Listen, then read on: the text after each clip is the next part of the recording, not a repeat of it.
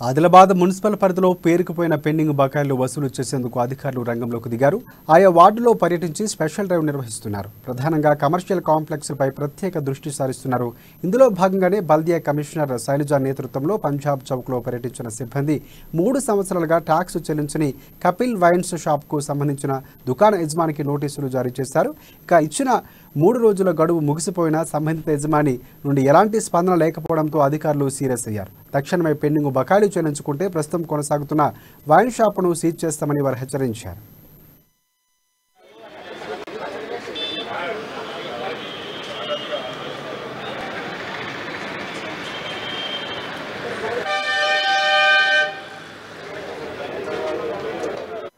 Property tax యొక్క special drive అనేది take up చేయడం జరుగుతుంది.